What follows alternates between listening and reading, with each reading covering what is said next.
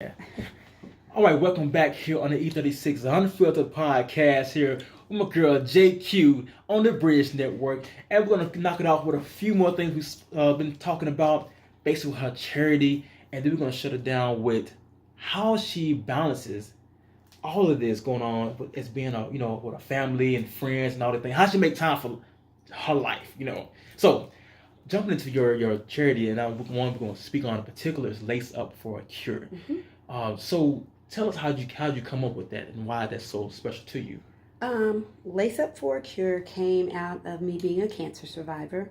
And I wanted to be able to give back to my community by making them aware that taking care of yourself puts you at a 50% lower risk of, first of all, dying early, being able to live when you get older, being healthy, and being richer. Wow. And so I went to a conference one year, and just walking around the conference, I met up with this company called Fit Approach.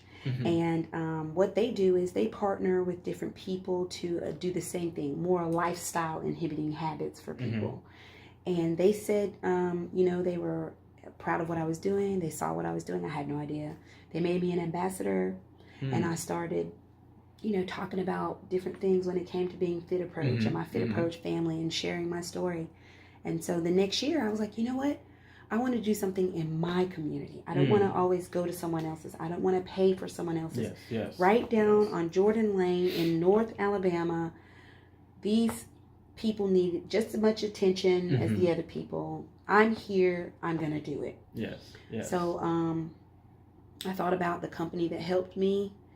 And I thought about all the races and the walks I had worked for years with other people. And I just put one together myself. And the reason I called it Lace Up for a Cure is because I wanted people to wear hot pink laces. And when they were lacing them up, we were going to be doing it as a community and walking in our streets. We weren't going to go to the park. We weren't going to go to this big interview. We were going to walk right up and down Jordan Lane, so people in our community could see us banding together, taking action, and supporting one another in a fight against cancer. Beautiful. You know what? I know that it had been at least since 2015, if not sooner, because now you say it again, it brings right back to my memory. Now at your if you're a fitness gym, it was another location your head is like connected to it. Yep. And you're like, I'm gonna take you over there and show you how to the do drum this. line. Yeah. Yes, it's still there. Really? Yes. Okay. And that's when I found out about you mentioning your cancer. What type of cancer did you have? Cervical cancer. Okay. Man, was that? Real quickly, how did you, with somebody with a spirit like you that rages, that pushes on, how did that hit you? How did you deal with that? It hit me hard. It took my spirit. It took my zest for life. Those 3 years that was off the map that nobody knew anything about JQ is because I had really fallen back into almost severe introvertness. And it was my family. Yeah. It was my mom driving here and busting up into my house and saying, no, you're going on the porch. Yeah. It was my friend at the mall bringing me food, knowing I was going to throw up, but bringing me food and then sitting with me at the toilet while I threw up. Wow. And so the people that were there for me are the ones that pulled me through. Now, those aren't the only people, but when I say down in the trenches people, I'm telling you, that's the only way. It was people that were in the trenches with me. Yeah. I appreciate everybody who gave me support, people who gave me money, people who sent me cards, and things like that. But it was the people in the trenches because I was not strong enough to even pull myself out. Wow. What year was this that you found you got diagnosed? 2012. Wow. Okay. And that's a 2 or 3 year battle, you said? 18 months. Wow. And it's, and the reason I thought that was necessary to even speak on that is because, like I said, so many people deal with cancer and some people don't survive it from a standpoint of living on, Spirit live on, but I'm talking about, and to see how you turn that into a a celebration, overcoming, and it's something that you still do. You still do. And for that, for what you went through, that it keeps that passion for it. It does. It keep it like every year. This is something. This means more than just lacing it up for pinks. It's not about the pretty color. This is more for me. This is when I was over the toilet throwing up. This is when I didn't want to eat food. This is when I didn't want to get lacing up for me. The action of doing it for a cure. And our motto when I do lace up for the cure, we are not just lacing up for people who didn't survive. But we're lacing up for the people who have survived and for the people that are surviving it right now. Because if they're still alive, they're surviving it. Whether they're in stage 1 or stage 4, or whether they're all the way almost gone. If they have life, they are still surviving it until they're gone. And so that's the reason why I created Lace Up for the Cure. And every year I do it. There have been times like year 3 and year 4, I couldn't hardly get any participation. But I would turn back to my beginning when I wrote out what I wanted, and I asked God to bless it and tell him that, this is how I want to get back. I want to get back to my community together. Yes. I wanted to take it here and I wanted to take it there, whether I had support or not, whether I had 1 people or 99 people, or I still did it. Yes. And I still do it. And I will continue to do it for my community and for my people. And my people doesn't mean color. My people means the community that I'm in. So, that I can continue to give back and continue to fight. Because I'm a fighter. Yes, I'm not a fighter as in, I fight different ways. But I fight, and when I take a stand on something, it's on. Oh, yeah. Yes. If I decide to do something, it's either 100 or none. I'm not a halfway chick. I feel you. I'm the same exact way with that. I'm the same exact. I'm going to ask you one quick question about that we're going to move on. Sure. Now that you are a survivor, how much of a importance is it to stay educated on getting people getting checked and stuff like that? Like, how do you even deal with the knowing, the fear? Because this for me, I never dealt with it, thank God, but I always hear people going back into remission or it comes back and stuff, and I'm like, man, that got to be a fear that's always creeping in the back of your head. Do you deal with that? And how have you dealt with it? I deal with it. When the Facebook memories come up and I'm looking back and I was like, oh my God, I was 122 pounds, Lord. Or I deal with it when it's time for me to go and get my checkup and I have to pray in the car before I go in, because I'm not really scared that I'll have it. I'm scared that I won't survive it if I have it. That's my fear. Because if I have it, you know what? I'm going to make the best of it while I have it. I'm going to fight. Yes. And I'm a fighter. But my fear is, Lord, please don't take me out with cancer. Yes. Please don't let me go through cancer. That's my prayer. And that's a fight that a lot of others have. Yes, I know that's a fight, and so but I didn't get there. It was the people who were in the trenches. And I'm telling people, anybody who is going through anything rough mentally, rough physically, struggling in any kind of way, it is not our jobs to determine or measure how much of a struggle that is per person. It is our job to support them in the manner in which they need it most. Because even in the struggle, you're strong. But what happens when you're struggling is your weak places become bigger. Yes. So people need help when they're weak and in their weak spots. And so down in the trenches. Yes. Being down in the trenches, and that's what Lace Up for the Cure is. We get down in the trenches. We put on our laces and we walk in our community and say, go get your breast checked. Yes. Go get your prostrate checked. Yes. Get your physical when you can. Brush your teeth every day. Because I was healthy. I was working out. I was fine. And I still had to deal with cancer. Yeah, it has no respect for no person. Period. No. It will come. It will come for you. So, and that's beautiful. And you talk about them, they help you survive and get through these rough times for that. And, so now you got the Lace Up, do for a cure.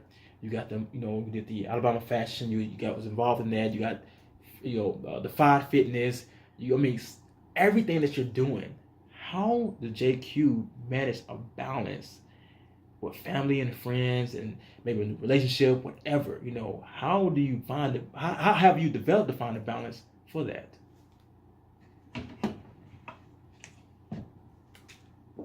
my schedule. Mm-hmm. My schedule. My schedule helps me be consistent. When you're consistent, you create habits. When you have habits, you don't have to think so hard about doing it. It becomes natural. In order to be consistent, you have to force yourself to be regular. You though have to define the terms of regular. Yes. Regular for me is defined in different ways. Mm-hmm. So, like spending time with my family. I like to see my family, and at least my favorite thing to do with my family is dinner. We cut up at dinner and sit and talk or whatever. So at least once a month in my schedule, I'm going to make time to do a family dinner. Now, it's not going to be a whole outing. It could be I'm going over to mom's house on Sunday because I know she cooks. Yeah. Yes. So one time in the schedule a month. So I know 12 times a year I'm going to see my family because it's only one time a month, right? Mm-hmm. But that's what regular is to me, where I have it in there and no matter what, it's going to happen. That's how for me, it's consistency.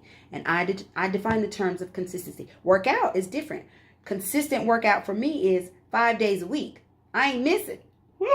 Now, 5 days does not mean every morning. What I do is I strategically go in my schedule, and wherever I plan to do my workout, wherever I am going to be, I'm not going to miss my 5 days. Yes. Yeah, that's consistency is how you create any kind of habit that you want to do. Mm-hmm. How long did it take you to get to that? Oh my gosh. I'm still struggling because some things I'm still trying to get consistent on. You know what I'm saying? So basically, it's an ever-going process. It's an evolution. When you find out things about yourself, it makes it easier for you to move past them. Yes. But if you never take the time to discover, you can't know where you need to move past. Facts. Absolutely. You know what's so funny? And to dive into that, she talked about, I'll make sure I get this right. She got me. It is not this, it is that. So now, talking about being able to be consistent and getting involved and everything with your family time. Yes. Your daughter, she is a dancer. Whoop, whoop. For the New Orleans Pelicans. Yes. So, have you had a chance to get down there? What? What do you mean? Oh my God, it's more than both of my hands together. What are you saying? As a parent, let me put it this way. Me being the parent that I am, I took advantage of all the blessings and the benefits of being an NBA dance mom. Yeah. Absolutely. So tell me the benefits. Y'all get either free tickets, discount tickets, or something like what? All of that. Oh. I get tickets. We get discount tickets. We can upgrade. We can do box seats. We can go when we want to go. It's like we get, she can get discounts in the store for merchandise. Yeah, we get to be a part of things. We get to see behind the scenes. We get backstage passes sometimes, We get floors sometimes after the game is over. We get to take pictures with them. All of those things we get. The people at the arena, because I went so much, some of them knew me. So, of course, I ended up upgrading to some floor seats because one of the other parents bought a season ticket. And they weren't going to use it. You know what I'm saying? So you get connections. All of that. And for me, I'm a basketball lover. Okay. Of all the sports, I really enjoy basketball. Yeah. I haven't had a favorite team since Miami Heat. I used to have season tickets for them for 4 years. Fly back and forth. That's where all my frequent flyer miles came from. What time? What time was it? During prime times? I'm not going to say. Was it morning there?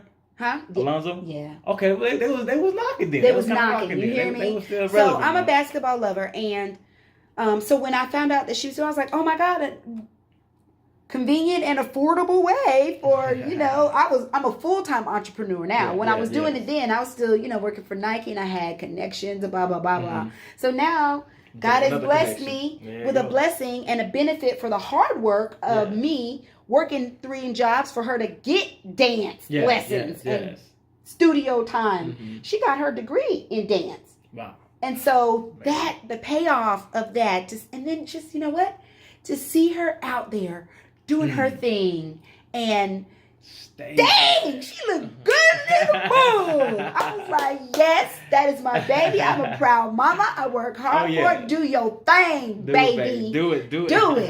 Yes. Wonderful. That's what's up. So we see that she got it. Basically, she does it. She does it all. She get it taken care of, get it done. And before we close this segment down, everybody, we have to do one thing here, because of what has recently happened. And it's crazy that she's an entrepreneur. I'm an entrepreneur. We're both in the entertainment field. We lost a very, very big pillar in the community of our culture, entertainment, and Nipsey Hussle. Right. And the reason I bring this up in our conversation with this interview is because, we both do things of this nature that's out of the norm. It's just a regular potential 9 to 5 where we have different businesses, we have different ventures we do, and we have to, keep a circle, small circle, but also be able to be very social. And that comes with a lot of envy, a lot of jealousy, a lot of people, just don't like you for no reason. What do you think about that? And how sad or unfortunate that situation is, and why? I think that the Nipsey Hussle situation and everything that is surrounding it is very unfortunate. However, I truly believe that everything in life, everyone's path from life until death on earth is ordained and destined before us. Mm-hmm. The thing that I enjoy most is that although his death is a tragedy, the repercussions of what is happening with our people, the positive influxes, the community gatherings, the coming together, the crossing of lines in order to build bridges, the band-aids, and the awareness that his untimely and unfortunate death is bringing to our culture, the industry, and our people. I praise God that his death is creating that domino and that influence and that influx of what the world, specific to our community and our culture and our industry, needs. We need more examples of unity. We need more examples of communicating our differences. We need more examples of fearlessness. We need more examples of leaders at the eye level.